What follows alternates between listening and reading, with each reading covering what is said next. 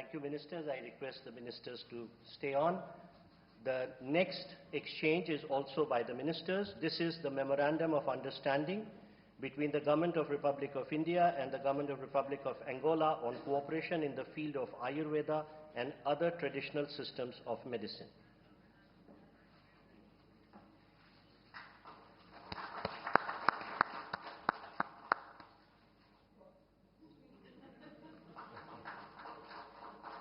Thank you, Ministers. Thank you, sir.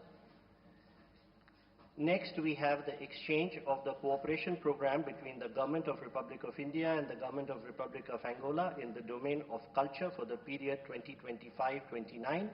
This will be exchanged on the Angolan side by His Excellency Clement Kamemba, the Ambassador of Republic of Angola to India, and on the Indian side by Sri Damu Ravi, Secretary ERMEA.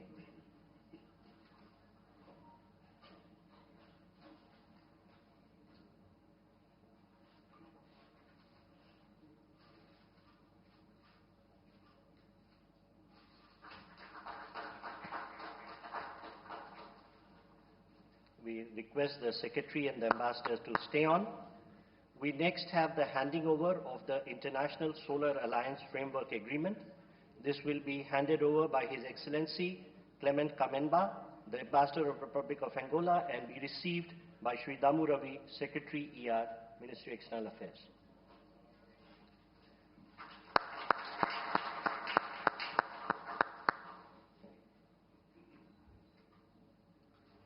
Thank you, sir. Ladies and gentlemen, this concludes the exchange ceremony.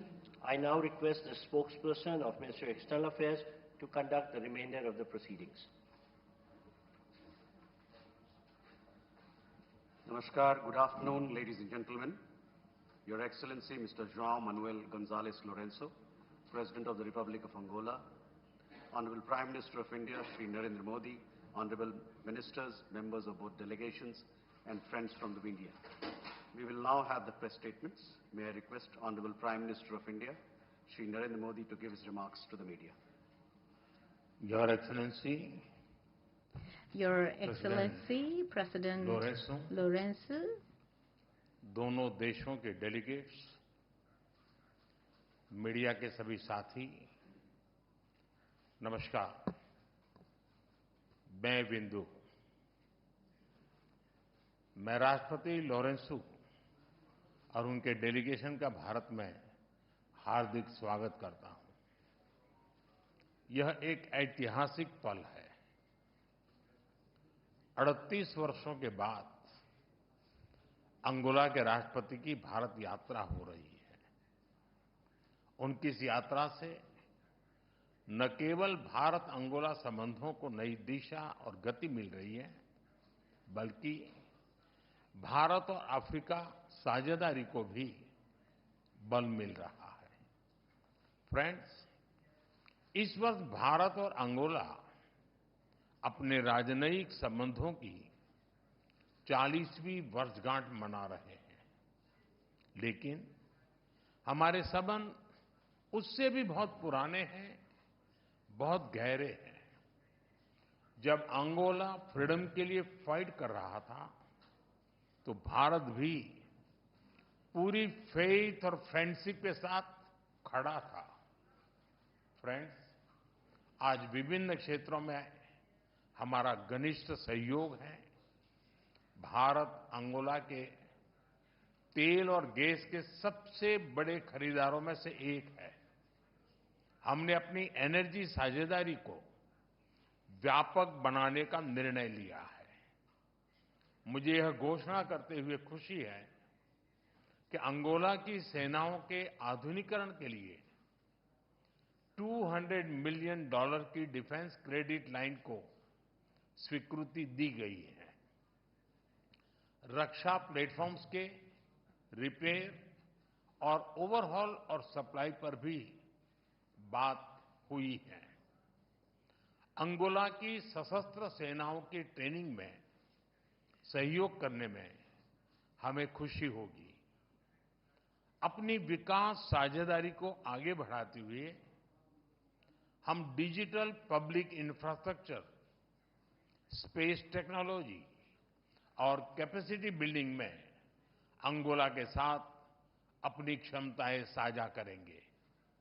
आज हमने health care, diamond processing, fertiliser और critical mineral क्षेत्रों में भी अपने संबंधों को और मजबूत करने का निर्णय लिया है।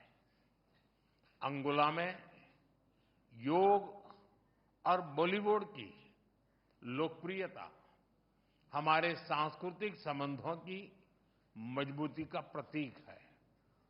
अपने पीपल टू पीपल संबंधों को बल देने के लिए हमने अपने युवाओं के बीच यूथ एक्सचेंज प्रोग्राम शुरू करने का निर्णय लिया है।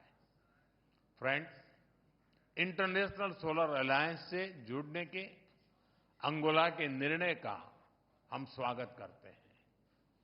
हमने अंगोला को भारत की पहल coalition for disaster resilient infrastructure, big cat alliance और ग्लोबल बायोफ्यूल अलायंस से भी जुड़ने के लिए आमंत्रित किया है।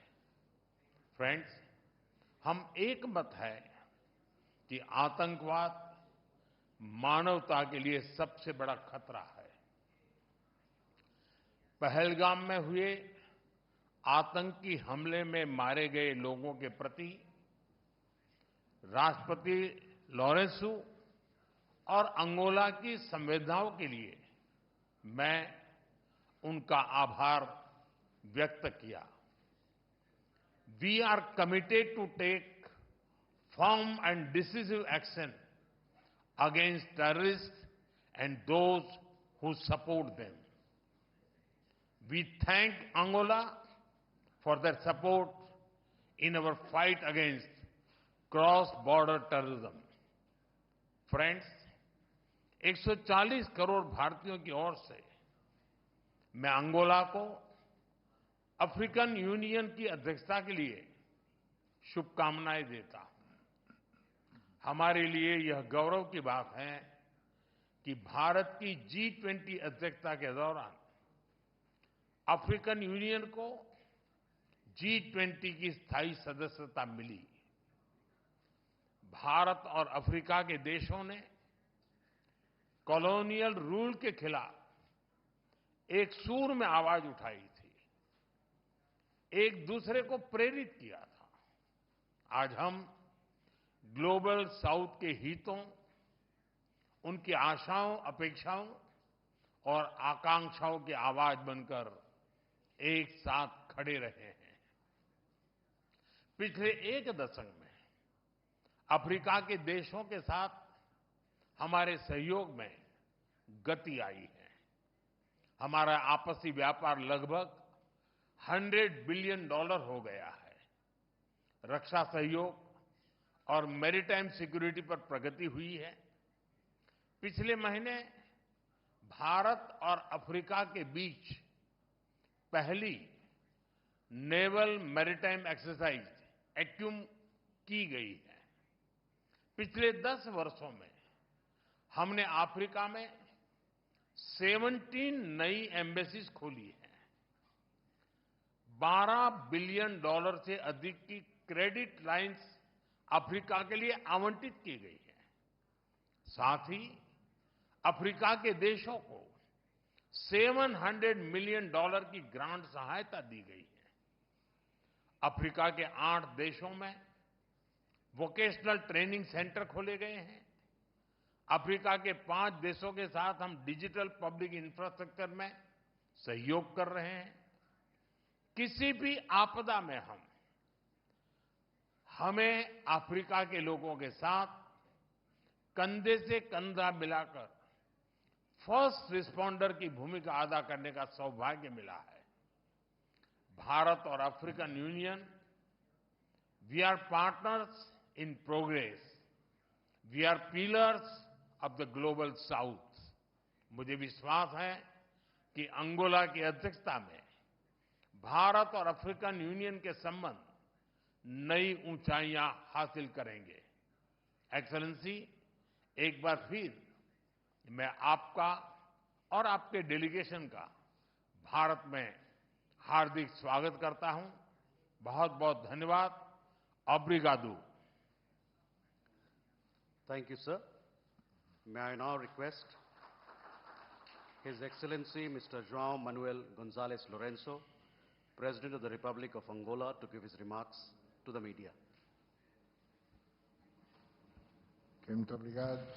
Thank you very much.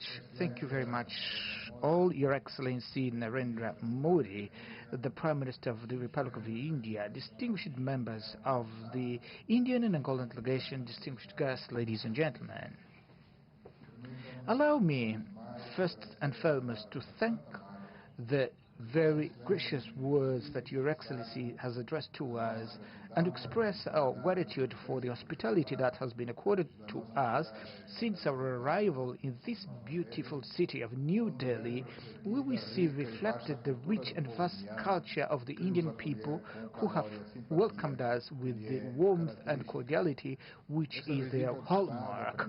This state visit, the first I undertake to your country, takes place 38 years after President José Eduardo Santos visited India at a time when Angola was grappling with a long conflict that significantly constrained the achievement of the development goals which we would have begun to realize within the framework of cooperation with your great country. Today, circumstances have changed. We enjoy peace within the context of democracy that continue to consolidate itself, opening up far broader prospects for exchange between the Republic of Angola and India, whose potential of both our nations, when combined, can help establish a significantly expanded foundation for business opportunities, commercial exchanges, institutional cooperation and investments in the economies of our respective countries and other domains that we may identify. I've come to India to convey, amongst other aspects, a message of admiration and friendship that we hold with your country, whose history is rich in events that have made it a cultural, scientific, technological, political reference on a global stage. I've also come to India with the intention of showcasing a new vision for the relations between our countries, grounded on the concrete and achievable objectives with practical results that will help transform, even in our own time, the daily lives of our respective peoples and countries. Honorable Prime Minister, Excellencies, when we reflect upon what has been accomplished since the establishment of relations between our respective countries, as well as what remains to be done and what may yet be achieved, we observe a gap in accomplishments that we both have the need and are able to bridge, taking into account the human, material and other resources at our disposal.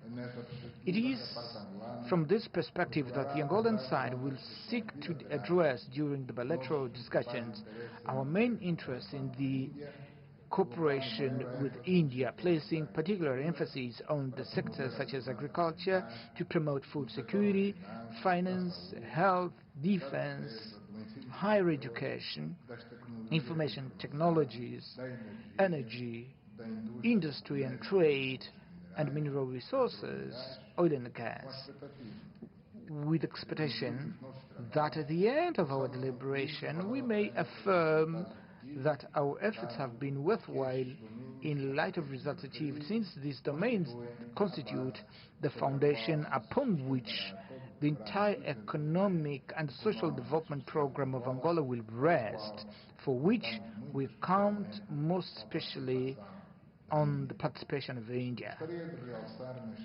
In this regard, I would like to underscore the significance we attach to the direct participation of Indian investors in the Angolan economy, which hold considerable growth potential and offers conditions that render it attractive. because we are endowed with a valuable asset, which is a young population marked by vigor and the capacity to assimilate new knowledge which can be harnessed in the service of entrepreneurs who look for Angola as a destination for their investments and business ventures.